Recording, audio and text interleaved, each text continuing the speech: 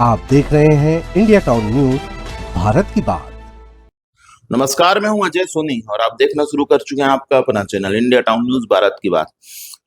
राजनांदगांव में लंबे समय से इंतजार था जिस चीज का, विधायक प्रतिनिधि के नियुक्त किए जाने का। डॉक्टर रमन सिंह यहाँ के लंबे समय से विधायक हैं, उन्होंने अपना प्रतिनिधि नियुक्त कर दिया है। राजगामी संपदा न्यास के पूर्व अध्यक्ष रह चुके, राजनांदगांव जिला भाजपा के पूर्व अध्यक्ष रह चुके और वरिष्ठ भाजपा नेता संतोष अग्रवाल जी को इस पद से नवाजा गया है।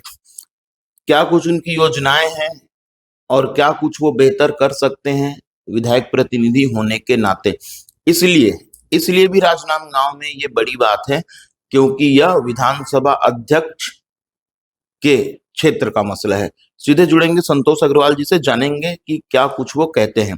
आपको सबसे पहले तो बधाई हो कि डॉक्टर रमन सिंह जी ने आपको अपना विधायक प्रतिनिधि नियुक्त किया है। क्या कुछ योजनाएं हैं बतौर प्रतिनिधि? धन्यवाद। डॉक्टर रमन सिंह जी ने एक बड़ा दायित्व अपने क्षेत्र के लोगों की सेवा के लिए सौंपा है। जैसा कि हम जानते हैं कि डॉक्टर साहब छत्तीसगढ़ विधानसभा में विधानसभा के अध्यक्ष हैं, इस नाते उनके पास पूरे प्रदेश भर के काम रहते हैं। राजनांदगांव विधानसभा के अंतर्गत सारे लोगों के काम सुविधा पूर्वक हो सके, इसलिए उन्होंने मुझको ये दायित्व सौंपा है और मुझे उम्मीद है कि मैं उनके इस दायित्व को अच्छे से निभा पाऊंगा। मूल उद्देश्य हमारा ये होता है कि छोटी छोटी बातों के लिए हमारा जो गांव का किसान है, कार्यकर्ता है, वो भटकता रहता है, उसका फॉलो अप नहीं हो पाता है। हम यहाँ बैठ करके और इस प्रकार की समस्याओं का निवारण करेंगे। कई विभागों में जो अभी मैंने जानकारी ली है, तो छोटे छोटे से काम बड़े पेंडिंग पड़े रहते हैं कि किसी का नामांतरण का काम पेंडिंग पड़ा है और वो घूम रहा है। ऐसे लोगों को हम कैंप लगा करके गांव गांव में जा करके पूछ करके और ऐसे कामों को हम शीघ्र निपटा सके, ऐसी व्यवस्था करेंगे। नामांतरण का विषय चूंकि आ चुका है संतोष भैया, तो अभी हमने पिछले दिनों भी बहुत सी खबरें चलाई थी नामांतरण को लेकर, ऋण पुस्तिका बनने के मसले को लेकर, जहां एक और तहसील कार्यालय, एसडीएम कार्यालय में लेन देन की बातें अक्सर सामने आती हैं और आम जनता जो परेशान होती है, उसके लिए क्या कुछ मजबूत कदम? उसमें हमारी योजना ये है कि पंचायतों में हम ऐसा एक दिवसीय कोई शिविर या कैंप लगाएंगे, ताकि 2-3 गांव के जो ऐसे पीड़ित लोग होंगे उनकी समस्या का निवारण वही तत्काल हो सके। इसके अलावा विकास कामों के लिए साहब बड़े खुले मन से अपने क्षेत्र के विकास काम के लिए और फंड जारी करते हैं, पर उसको फॉलो अप करने वाला कोई नहीं रहता है। पंचायतों में राशि पड़ी रहती है, उसका उपयोग नहीं होता है। तो ऐसे बातों को भी संज्ञान में लेकर के उस राशि का सदुपयोग हो, ये हमारा प्रयास रहेगा। संतोष जी, बीते लंबे समय से 2 सवाल है मेरा। एक तो ये है कि अक्सर कांग्रेस आरोप लगाती है कि डॉक्टर रमन सिंह मौजूद नहीं रहते राजनांदगांव में, जनता को भटकना पड़ता है। नहीं, कांग्रेस का यह आरोप बिल्कुल गलत है। ऐसे भी विधायक जो कांग्रेस के विधायक हैं, जिनके पास कोई काम नहीं है, ऐसे लोग अपने क्षेत्र में नहीं दिखते हैं। डॉक्टर रमन सिंह तो नियमित अपने विधानसभा के और संपर्क में रहते हैं, और अब कांग्रेसियों का काम केवल कहना रह गया है, बोलना रह गया है। जिन्होंने 75 साल में कुछ नहीं किया, 15 साल में डॉक्टर रमन सिंह जी ने और अभी 5 साल में विष्णुदेव साय की सरकार ने जिस प्रकार से काम किए हैं, कांग्रेसियों का आरोप सरासर गलत है। एक आरोप और है कांग्रेसियों का, अब चूंकि विधायक प्रतिनिधि के रूप में मैं आपसे बात कर रहा हूँ, शहर में जगह जगह ज्यादातर दर्जनों शराब दुकानें खुलवा दी गई, दर्जनों शराब दुकानें खुलवा दी गई। कांग्रेस का अक्सर आरोप रहता है कि राजनांदगांव में विशेष रूप से रिहायशी इलाकों में भी शराब दुकानें खोली गई। कांग्रेस को ये कहने का हक है ही नहीं। उनके जमाने में तो गली गली और गांव गांव में कोचियाओं के माध्यम से शराबें बिका करती थी, उस पर हमने कंट्रोल किया है।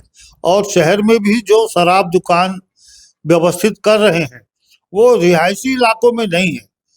प्रयास ये रहता है कि रिहायशी इलाकों से दूर वो दुकानें खुलें और उसका प्रयास निरंतर जारी है। बीते कुछ समय से संतोष जी, भारतीय जनता पार्टी राजनांदगांव की बात करें तो एक अघोषित गुटबाजी देखने को मिलती है, चाहे वो सांसद जी की फोटो कहीं पर ना लगने वाली बात हो, चाहे कुछ कार्यक्रम में महापौर को भूल जाना, इस तरीके की बातें। अब चूंकि डॉक्टर साहब के बहुत करीबी आप माने जाते हैं और आपको यह विशेष दायित्व दिया गया है, तो क्या संगठनात्मक रूप से भी कसावट में आप काम करेंगे? नहीं, मेरा ख्याल ये है कि ये गलत धारणा है। हम प्रत्यक्ष रूप से पार्टी के हर काम में लगे रहते हैं। गुटबाजी जैसी कोई बात नहीं है। मतों का अंतर होता है, उसको गुटबाजी का नाम दे दिया जाता है। सारे लोग, चाहे महापौर हो, सांसद हो, विधायक हो, हमारे जिलाध्यक्ष हो, कार्यकर्ता हो, पार्टी के हित में सारा काम मिलजुल करके करते हैं। इसलिए ये कहना कि कोई मतांतर है, ये गलत बात है। एक सवाल और संतोष जी मेरा कि राजनांदगांव में स्वास्थ्य सुविधाएं थोड़ी सी चरमराई हुई है। अक्सर ऐसा होता है, डॉक्टर साहब ध्यान देते भी हैं लेकिन निचले स्तर से क्रियान्वयन का अभाव होता है। तो क्या अब आपके आने से वो सुविधाएं सुचारू रूप से चलेंगी? छत्तीसगढ़ में स्वास्थ्य सुविधाओं का एक जाल जैसा बिछा दिया है भारतीय जनता पार्टी की सरकार ने। मेडिकल कॉलेज जैसी चीज राजनांदगांव में है। उसके व्यवस्था के लिए जीवनदीप समिति और अन्य समितियों के माध्यम से समय समय पर सब बात होते रहती है। जहां तक व्यवस्था का सवाल है, मैं इस बात को स्वीकार करता हूं कि डॉक्टरों की कमी बेसी के कारण थोड़ी सी दिक्कत होती है, पर पूरी सुविधा आज चाहे मेडिकल कॉलेज हो, चाहे हमारा जिला अस्पताल हो, बहुत अच्छी व्यवस्था चल रही है। ये कांग्रेसी जो है वो भ्रम फैलाते हैं, उनका काम ही भ्रम फैलाना है। इसलिए इसमें निश्चिंत रहें, बहुत सुंदर व्यवस्था मेडिकल कॉलेज की है और आगे और जो कुछ कमी बेसी होगी उसको दूर किया जाएगा। राजनांदगांव के विधायक डॉक्टर रमन सिंह जी के प्रतिनिधि संतोष अग्रवाल जी से इस वक्त हम बात कर रहे थे। बहुत कम समय में ज्यादातर सवालों के जवाब मिले और ये आश्वासन भी मिला कि सुविधाएं बेहतर होंगी, आम जनता को भटकना नहीं पड़ेगा। विशेष रूप से यह कि नामांतरण और ऋण पुस्तिका वाले मामले में जो शिविर लगाने वाली योजना है वो सराही जा सकती है। फिलहाल के लिए इतना ही। देश और प्रदेश की बड़ी खबरों के लिए आप लगातार बने रहिए आपके अपने चैनल इंडिया टाउन न्यूज के साथ, और तब तक के लिए मुझे दीजिए इजाजत। नमस्कार। आप देख रहे हैं इंडिया टाउन न्यूज, भारत की बात।